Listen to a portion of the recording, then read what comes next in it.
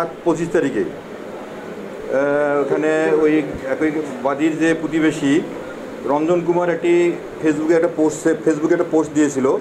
সেই পোস্টকে কেন্দ্র করে মহানবী হযরত সাল্লাল্লাহু আলাইহি ওয়াসাল্লামকে কটূক্ত করে একটা পোস্ট দিয়েছিল বলে আমরা জেনেছি। সেই ফেসবুকের পোস্টকে কেন্দ্র করে এলাকার লোকজন উত্তেজিত হয়। পরবর্তীতে গঙ্গাছড়া থানা পুলিশ রঞ্জন রায়কে গ্রেপ্তার করে আমরা এটা আটক তার বিরুদ্ধে নিয়মিত মামলা রুজু করা হয়। নিয়মিত মামলা রুজু করে তাকে কোর্টে সোপর্দ করা হয়েছে। ওই ঘটনার পরিপ্রেক্ষিতে ওই ঘটনাকে রেশ ধরে গত 27 জুলাই বিকেল 16:10 ঘটিতে 16:30 পর্যন্ত এবং হেতে রাত 8:30 পর্যন্ত এই ধারাবাহিকভাবে প্রায় অজ্ঞাতনামা 1000-1200 লোকজন, তাদের আসলে ভিন্ন এলাকার বরিয়া তখনই আমাদের পুলিশের মনে হয়েছিল যে ভিন্ন এলাকার লোকজন এই আমাদের হিন্দু পল্লীতে বেতগাড়ি আমাদের গঙ্গাছড়া থানাধীন বেতগাড়ি ইউনিয়নের আলাদপুর ছয়ানীপাড়া গ্রামস্থ হিন্দু পল্লীতে বেতগাড়ি ইউনিয়নের আলদাতপুর ছয়ানীপাড়া গ্রামস্থ হিন্দু পল্লী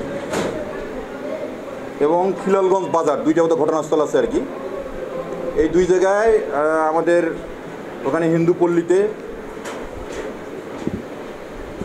হামলা চালিয়ে ওই গ্রামের বেশ কয়েকটি বাড়ি ভাঙচুর করে, হিন্দু পল্লীর অনেক বাড়ি ভাঙচুর করে। তারপরে ওই বাড়ি থেকে বিভিন্ন জিনিসপত্র আপনার চুরি করে বা যেটা জোরপূর্বক নিয়ে যায় এবং ওখানে কিছু হালকা মারপিট এই ধরনের ঘটনা ঘটেছে। তৎপ্রেক্ষিতে গঙ্গাছড়া থানাতে নিয়মিত মামলা রুজু হয়।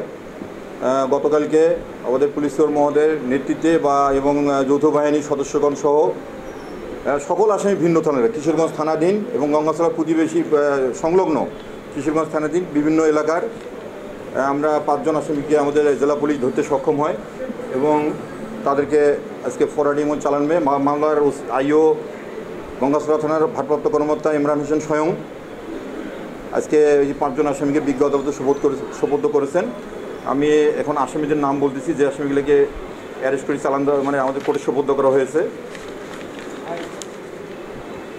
ইয়াসিন আলী 25 বয়স, পিতা মোহাম্মদ লাবলু মিয়া, সাং দক্ষিণ সিংহের গাড়ি মাজাপাড়া। 2 নম্বর স্বাধীন মিয়া, পিতা মৃত নূর আলম, সাং মাগুরা দক্ষিণপাড়া। 3 নম্বর আশরাফুল ইসলাম বয়স 28, পিতা গোলাম